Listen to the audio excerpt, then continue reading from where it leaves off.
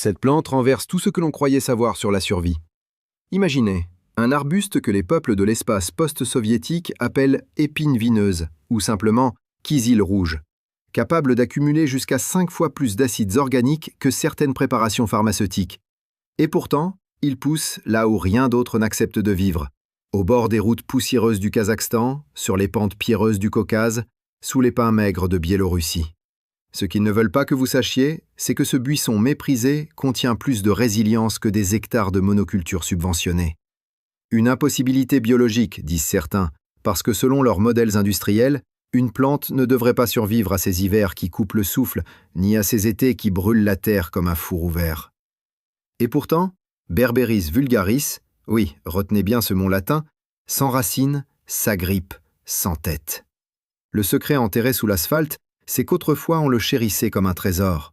Dans les villages d'Ukraine médiévale, on l'appelait Berberis, et on en plantait des haies autour des potagers pour repousser les loups et les voleurs. Un mur vivant que même le gel ne pouvait briser. À Minsk, les chroniques du XVIIe siècle racontent que ces baies rouges, séchées sur les fours en argile, sauvaient les habitants de la faim lors des sièges. Une poignée suffisait à aiguiser l'appétit, à renforcer les malades, à tenir encore un jour de plus quand les réserves s'effondraient. Dans les steppes du Kazakhstan, les tribus nomades appelaient ces fruits les lanternes du vent. Elles les mélangeaient au lait fermenté pour prévenir les fièvres qui ravageaient les camps. Rien n'était perdu. Bois jaune pour la teinture, racines pour les décoctions, épines pour fabriquer des aiguilles d'urgence. Ce que nos supermarchés affichent sous plastique n'est qu'une pâle copie des ressources que cette plante offrait gratuitement. Retour plus loin encore. Imaginez l'Égypte ancienne, ses scribes, ses entrepôts de grains, ses famines cycliques.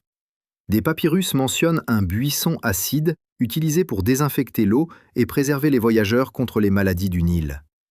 Certains historiens suggèrent qu'il s'agissait déjà d'un ancêtre du Berberis vulgaris, transporté par les caravanes vers les côtes de la mer Noire. Et lorsqu'au IIIe siècle, l'Empire romain traverse ses crises agricoles, des légionnaires stationnés près de la future Odessa auraient utilisé une décoction de ces baies pour traiter les diarrhées mortelles, tandis que les populations locales en faisaient un vin médicinal aigre qui se conservait des années. Ce n'est pas une mauvaise herbe. C'est une archive vivante. Mais voilà le conflit. Plus l'industrie avançait, plus ce buisson devenait indésirable. On le traita de parasite, de déchet biologique, de menace pour les cultures modernes. Pas parce qu'il était dangereux, il ne l'a jamais été, mais parce qu'il poussait sans autorisation, sans engrais, sans facture. Une plante qui nourrit, soigne, défend, teinte, structure le paysage, et qui surtout ne rapporte rien à ceux qui brevettent le vivant. Voilà pourquoi il fut accusé, effacé, remplacé. Pourtant, dans chaque forêt secondaire de Russie, sous chaque clairière oubliée de Carélie, Berberis vulgaris attend. Une espèce que les anciens considéraient comme de l'or végétal, une plante assez têtue pour survivre aux empires, aux guerres, aux saisons qui écrasent la pierre. Une plante assez humble pour se tenir encore aujourd'hui, juste sous vos pieds, si vous savez regarder. Ce qu'ils ne veulent pas que vous sachiez, c'est que la nature a écrit son propre manuel de résistance bien avant nos laboratoires. Et ce manuel commence par une baie rouge, acide, indestructible, que les peuples de l'Est connaissaient intimement. Une nourriture de crise, un médicament de route, un symbole de frontière vivante. Un héritage que personne ne devrait appeler mauvaise herbe. Un héritage que nous devons maintenant exhumer. On pourrait croire que l'histoire de cette plante s'est écrite dans le silence des forêts ou la poussière des steppes. Mais la vérité est beaucoup plus bruyante. C'est une archive saturée de conflits, de famines, de médecine populaire et de décisions politiques qui ont changé la carte alimentaire du monde. Et pourtant, tout commence par quelque chose d'infiniment petit. Une baie rouge, Berberis vulgaris, ce nom latin que l'on tentera de vous faire oublier.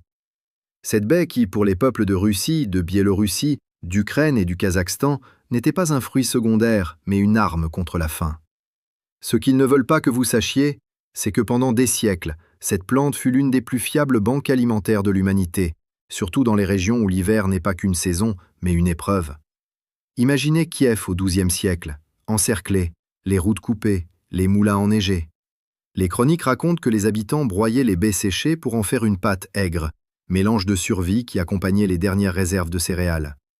En Biélorussie, lors des grandes famines de 1601 à 1603, la Kislianka, un nom populaire du Berberis, était mélangée à de la farine de seigle pour empêcher le pain de moisir trop vite. Cela semblait magique. C'était en réalité une impossibilité biologique pour les savants de l'époque. Comment une simple baie sauvage pouvait-elle prolonger la vie d'un aliment aussi fragile? Aujourd'hui, on connaît la réponse. Les acides organiques naturels présents dans la baie agissent comme conservateurs antimicrobiens. Mais à l'époque, cette plante était perçue comme un don direct de la terre, un secret enterré sous l'asphalte des siècles, invisible aux yeux des empires, mais indispensable aux mains des paysans. Plus à l'est, au Kazakhstan, les clans nomades utilisaient non seulement la baie, mais aussi l'écorce jaune. Oui, ce jaune vif que produit Berberis vulgaris, pour fabriquer des teintures antiseptiques utilisées sur les blessures ouvertes. Lors des guerres tribales du XVe siècle, la légende rapporte qu'un chef survivait à une infection mortelle grâce à une décoction concentrée d'écorce bouillie appliquée comme un cataplasme. Était-ce exagéré? Peut-être. Mais le fait est que l'écorce de Berberis contient des alcaloïdes dont la propriété antibactérienne est aujourd'hui documentée. Et pourtant, personne n'a breveté cette médecine. Personne ne l'a enfermée derrière un comptoir pharmaceutique. C'était gratuit. C'était partagé. C'était dangereux pour ceux qui préfèrent vendre des substituts synthétiques. On retrouve aussi des traces de la plante dans les archives du siège de Smolensk en 1812, lorsque les troupes et les civils, isolés par les affrontements napoléoniens, préparaient un breuvage fermenté à base de baies de Berbérie pour tenir l'esprit éveillé et le ventre stable, selon un rapport d'officier. Cette boisson était un mélange de baies écrasées, d'eau et de miel, laissé 3 jours au chaud près des poêles. Et ce n'était pas simplement une superstition. La fermentation transformait les sucres, amplifiait la biodisponibilité des antioxydants et ajoutait une microflore bénéfique. Un élixir de survie avant l'heure. Ce que nous appelons aujourd'hui super-aliment venait tout simplement du sol, gratuitement, sans marketing, sans étiquette brillante. Et c'est précisément là que naît le conflit historique qui entoure Berberis vulgaris. Parce que cette plante, contrairement aux cultures modernes, ne répond à aucun maître. Elle pousse où elle veut. Elle survit sans irrigation. Elle produit des baies même après des hivers qui fracturent les roches. Une telle indépendance est intolérable pour un système industriel construit sur le contrôle du vivant. Dans l'espace post-soviétique, la plante prenait racine dans chaque village, chaque clairière, chaque cimetière ancien. On raconte qu'en Ukraine, lors des grandes révoltes cosaques, des guérisseurs itinérants utilisaient le barbaris comme remède contre les fièvres des batailles, une décoction de racines râpées et de feuilles fermentées. La racine, un véritable chef-d'œuvre d'ingénierie végétale, rempli d'alcaloïdes puissants. Les feuilles, petites antennes solaires, capables de convertir un faible soleil d'automne en énergie stockée dans les fibres du bois. On ne savait pas nommer la photosynthèse, mais on savait reconnaître une plante qui guérissait plus souvent qu'elle ne trompait. Et pendant que l'Europe occidentale commençait à criminaliser la plante, les peuples de l'Est la plantaient près des chemins pour guider les voyageurs. Les buissons servaient de point d'orientation. Rouge vif à l'automne, vert brillant au printemps, toujours là où l'eau se cache en profondeur. Certains villages du Kazakhstan utilisaient même le berberi comme baromètre biologique. Si les fleurs apparaissaient tôt, on anticipait une saison sèche. Si elles tardaient, on stockait davantage de foin. Ce n'était pas de la superstition. C'était une lecture subtile du climat inscrite dans le code génétique de la plante. Mais voici le retournement brutal. Tandis que ces peuples transmettaient leur savoir, les institutions scientifiques d'Europe et plus tard des États industriels commencèrent à surveiller, classifier, puis persécuter Berberis vulgaris. On l'accusa d'être l'allié invisible d'une maladie des cultures. On transforma un aliment ancestral en suspect d'État. Et de là, sa disparition progressive des paysages de l'Ouest devint un choix politique, pas écologique. Pourtant, même détruit, même arraché, même traqué, le berberi refusait de mourir. Ses graines, capables de rester dormantes 9 ans, attendaient simplement la pluie. Ses racines, sectionnées, repoussaient en silence. Ce n'était pas une plante, c'était une mémoire, une archive biologique qui refusait d'être effacée. Et pendant que les gouvernements inventaient des lois, les peuples de l'Est continuaient, sans bruit, à cuisiner ses baies dans les compotes d'hiver, à sécher ses fruits dans des filets suspendus, à transformer ses racines en remèdes d'urgence. Dans les marchés de Tachkent, les enfants vendaient des petits sacs rouges de baies séchées comme des bonbons acides. En Crimée, les guérisseurs mélangeaient le berberi avec des épices locales pour fabriquer une pâte digestive. Dans les montagnes du Caucase, il entrait dans les soupes aigres servies lors des mariages, symbole d'endurance et de clarté. Voilà ce qu'ils ne veulent pas que vous sachiez. Berberis vulgaris n'est pas une plante oubliée. C'est une histoire que l'industrie a tenté d'enterrer, mais que la terre, elle, a refusé d'effacer. Une plante plus vieille que les royaumes, plus résistante que les armées, plus utile que bien des compléments alimentaires hors de prix. Et ce n'est que le début de ce que révèlent les archives. La révélation scientifique autour du berberi n'est pas née dans un laboratoire climatisé, mais dans les mains crevassées de millions de personnes qui, pendant des siècles, l'ont observé survivre là où tout s'effondrait. Pourtant, lorsque la science moderne s'est enfin penchée sur lui, elle a découvert quelque chose d'incroyablement embarrassant pour l'industrie. Ce petit arbuste méprisé possédait une composition biochimique que bien des superaliments vendus en gélules ne pouvaient qu'envier de loin. Et si cela ressemble à une impossibilité biologique, c'est parce que le système qui prétend comprendre la nature n'en tolère pas les miracles non brevetés. Commençons par la baie elle-même, ce fruit rubis qui accroche la lumière comme une goutte de sang. Mesurée dans les laboratoires de chimie des universités d'Asie centrale, elle révèle une concentration d'acides organiques impressionnante. L'acide citrique dépasse facilement le gramme par kilogramme. L'acide malique s'approche du même seuil. À titre de comparaison, les cranberries industrielles, que l'on vend comme acides et purifiantes, atteignent à peine la moitié de ces valeurs. Ce qu'ils ne veulent pas que vous sachiez, c'est que la kisyonka sauvage des forêts ukrainiennes possède naturellement ce que les entreprises agroalimentaires tentent de recréer en laboratoire. Un équilibre acide qui supprime les bactéries nocives, stimule la digestion et empêche le développement fongique dans les aliments. Une sorte de conservateur naturel inscrit au cœur du fruit. Mais le choc ne s'arrête pas là. Les analyses des sols kazakhs, où les arbustes poussent sans irrigation, montrent que Berberis vulgaris est un extracteur minéral d'une efficacité redoutable. Potassium, plus de 13 000 parties par million. Magnésium, calcium, fer, des valeurs qui rivalisent et parfois dépassent les légumes cultivés sous fertilisation intensive. Comment une plante capable de survivre dans une terre aride peut-elle accumuler autant de nutriments? Le secret se cache dans ses racines. Un réseau dense, presque architectural, qui s'enfonce profondément pour capturer les minéraux là où aucune plante conventionnelle n'ose aller. Une racine comme chef-d'œuvre de pensée ingénieuse. Une antenne souterraine capable de puiser la vie dans des zones que le blé, le maïs ou même les légumes racines ne peuvent atteindre. Ce mécanisme est accentué par sa photosynthèse. Le berberi n'est pas un simple panneau solaire végétal. C'est une machine optimisée pour la survie. Ses feuilles épaisses, légèrement cireuses, captent chaque photon pendant les étés courts et intenses des régions continentales. Et lorsqu'en automne la lumière baisse, la plante ne panique pas. Elle ralentit, ferme ses stomates plus tôt, réduit la perte d'eau et commence à transférer ses réserves vers son bois jaune et ses racines. C'est cette même capacité qui lui permet de supporter des hivers à moins 30 ou moins 35 degrés Celsius sans rompre son cycle. Un super-aliment qui survit aux glaces par stratégie, pas par miracle. Mais la plus grande surprise des chercheurs vient de ces antioxydants. Alors que les industries vantent l'açaï, la myrtille ou la baie de goji, la kislyanka sauvage de Biélorussie dépasse parfois ses références en concentration de polyphénol. Dans certains prélèvements, les anthocyanes, pigments naturels qui protègent les cellules, atteignent des niveaux comparables aux baies les plus chères du marché. Le plus ironique dans tout cela?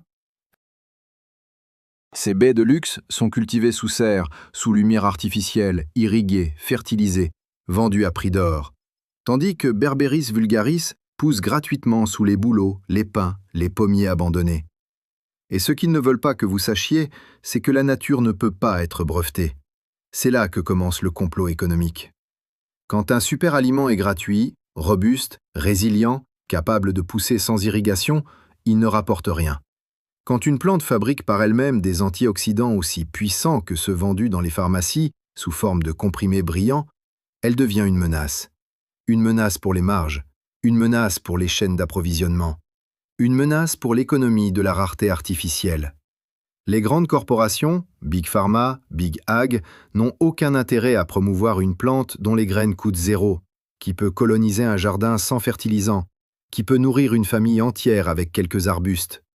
Pourquoi soutenir un arbuste qui ne nécessite ni pesticides, ni irrigation, ni licence, ni emballage?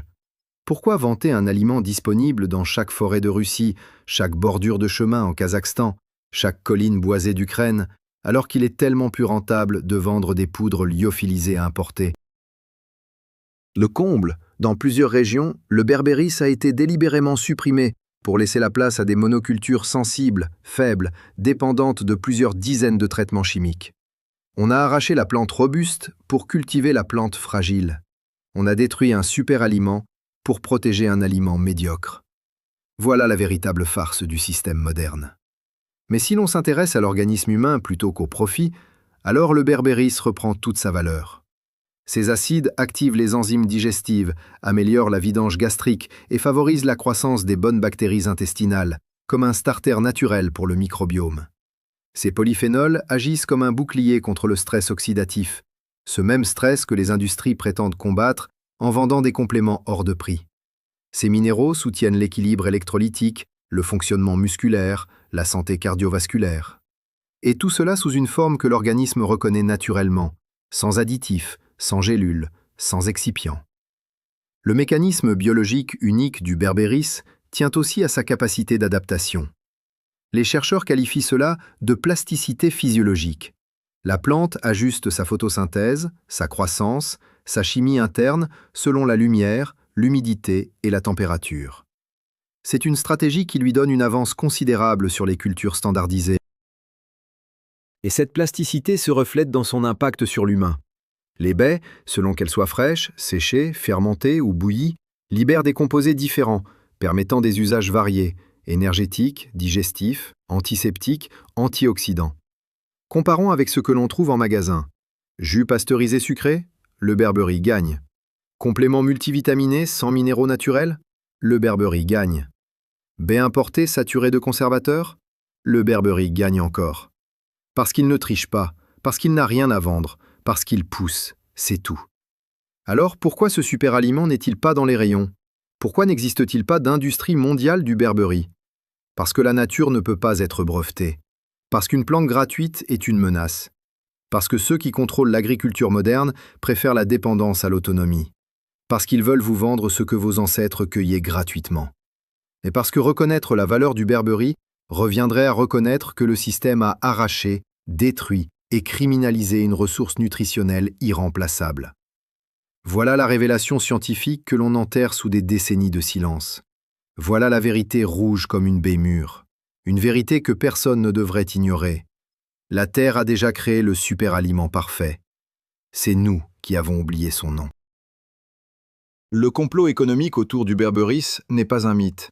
Il est inscrit dans chaque décennie où l'on a préféré protéger un modèle agricole fragile plutôt qu'un écosystème résilient. Ce qu'ils ne veulent pas que vous sachiez, c'est que ce petit arbuste rouge, Berberis vulgaris, nom latin qu'on répétera comme un rappel, comme une clé de voûte, a été sacrifié non pas parce qu'il représentait un danger pour l'humanité, mais parce qu'il constituait une menace pour un système qui ne s'enrichit que lorsque vous êtes dépendant.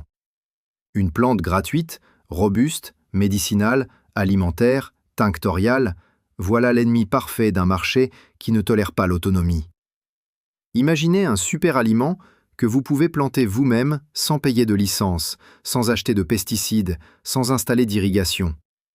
Imaginez une plante qui survit aux sécheresses du Kazakhstan, aux hivers glacés de Yakoutie, aux sols pauvres de Polésie. Une plante dont les baies contiennent plus de potassium que certains substituts électrolytiques vendus à prix fort, dont les racines renferment des alcaloïdes que l'on retrouve aujourd'hui dans des compléments pharmaceutiques vendus sous forme de pilules jaunâtres à 30 € la boîte. Pourquoi un tel aliment serait-il absent des rayons?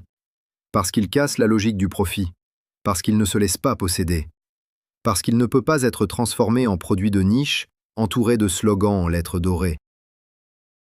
Big Pharma n'a aucun intérêt à promouvoir une plante dont les composés bioactifs se trouvent dans la racine d'un buisson que n'importe qui peut cultiver gratuitement. Les grandes corporations préfèrent vendre des versions isolées, synthétiques, sous contrôle, emballées, réglementées. C'est plus rentable de transformer une molécule végétale en cure de 3 semaines que de vous dire que vos ancêtres en faisaient simplement tremper des morceaux d'écorce dans l'eau chaude. Et Big Ag, l'agriculture industrielle, a encore moins d'intérêt à laisser survivre une plante qui prospère là où ses monocultures échouent. Car une plante autonome rappelle une vérité dangereuse. La terre peut nourrir sans eux. Le berberis, en tant que haie vivante, en tant que barrière naturelle, en tant que source de nourriture stable, remplaçait 3 industries. Celle du bois, celle des clôtures métalliques, celle de certains additifs alimentaires. Il offrait un quadruple rôle que les systèmes modernes préfèrent fragmenter pour multiplier les marchés. Dans les villages de Russie, une seule haie de berberis valait plusieurs mètres de clôture, une réserve d'hiver, un remède pour les intestins, un colorant textile. Dans un monde où tout doit être acheté séparément, cette polyvalence est un crime. Le plus ironique, c'est que l'on a criminalisé Berberis vulgaris au nom de la protection d'un grain fragile.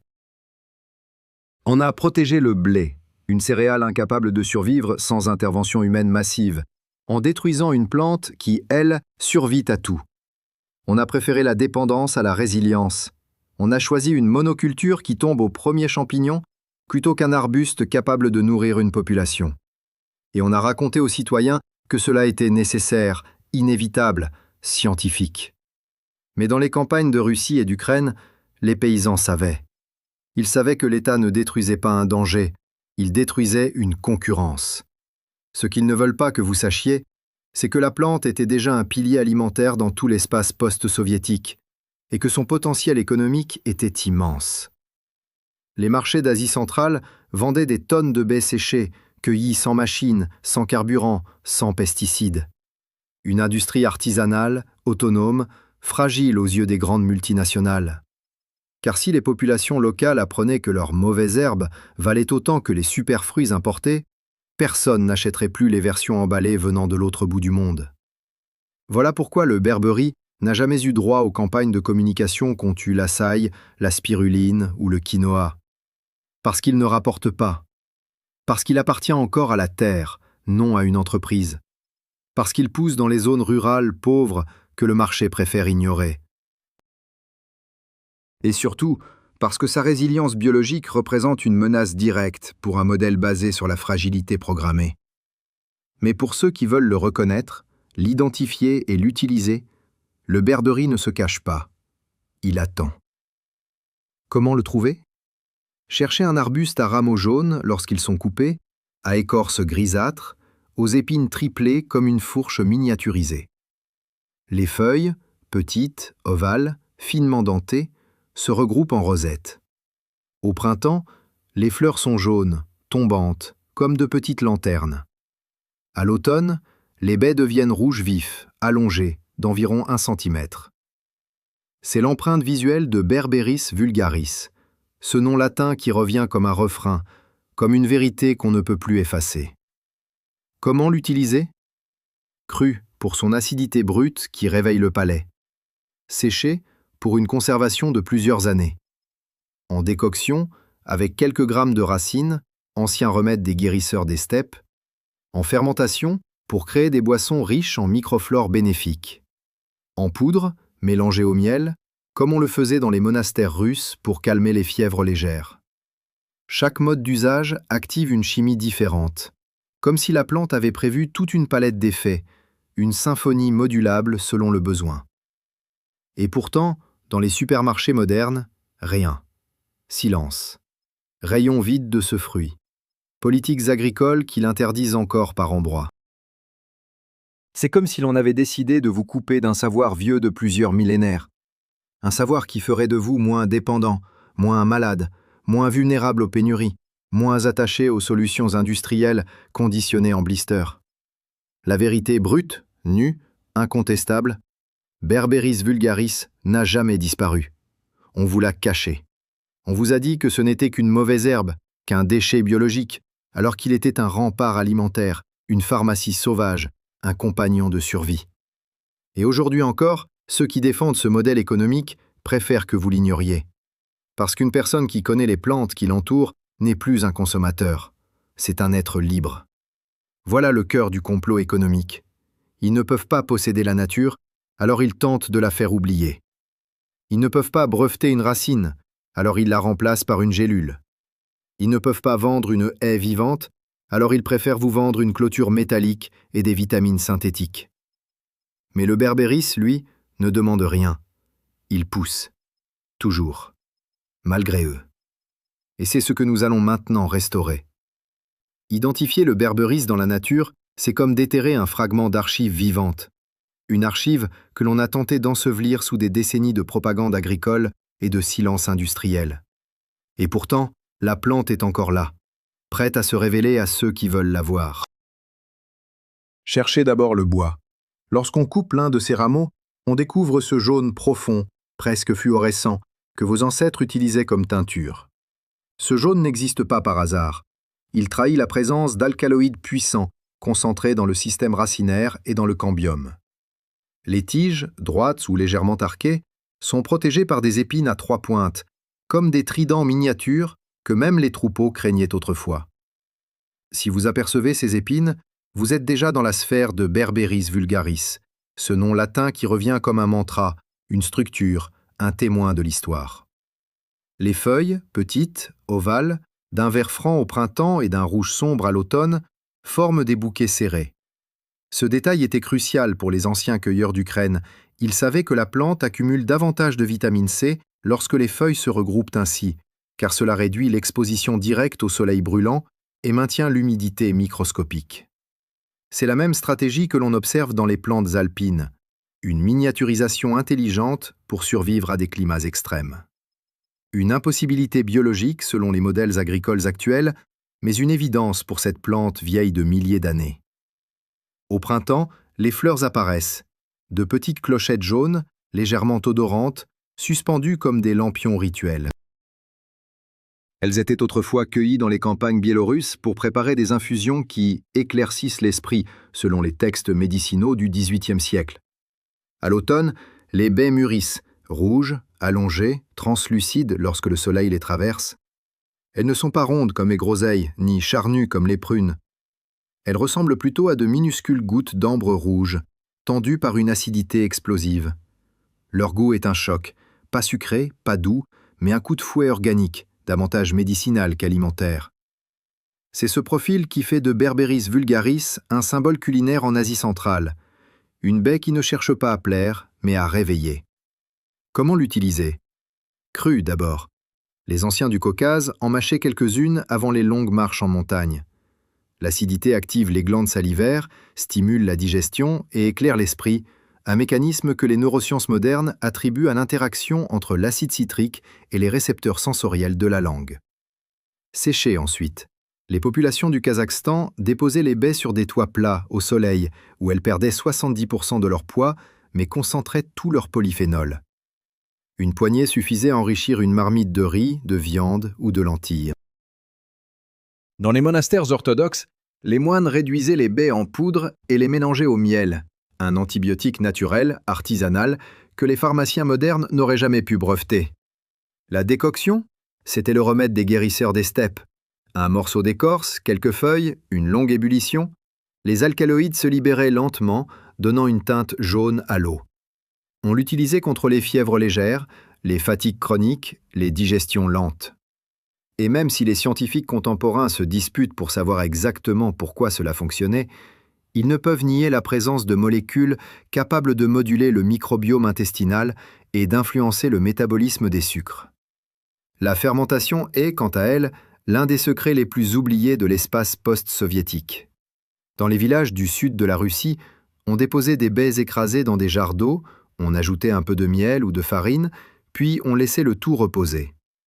Le liquide devenait légèrement pétillant, riche en bactéries lactiques bénéfiques. C'était un élixir populaire pour renforcer le sang avant l'hiver. Aujourd'hui, on appelle cela une boisson probiotique. À l'époque, c'était simplement du bon sens, transmis de génération en génération, sans l'ombre d'une entreprise pour le commercialiser. Pourquoi tout cela a-t-il disparu de nos pratiques courantes? Parce que l'industrie préfère que vous dépendiez d'elle. Elle préfère vous vendre un jus pasteurisé, un complément en gélule, un médicament sous ordonnance. Berberis vulgaris ne rentre pas dans ces modèles.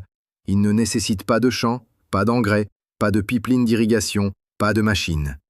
Il pousse sous les forêts, dans les ravins, le long des anciennes routes caravanières. Il pousse sans permission, sans facture, sans marketing. Et cela, c'est une hérésie pour Big Ag et Big Pharma. Ce qu'ils ne veulent pas que vous sachiez, c'est que la nature n'a jamais eu besoin d'eux pour nourrir et soigner l'humanité. Ils veulent que vous oubliez la Kislianka ukrainienne, le barbaris russe, le zeresk kazakh. Ils veulent que vous ignoriez que vos ancêtres cueillaient ces baies gratuitement, que la plante servait de clôture, de médecine, de nourriture, de baromètre climatique, que sa présence dans un paysage annonçait la santé du sol, la profondeur de l'eau, la résilience d'un écosystème.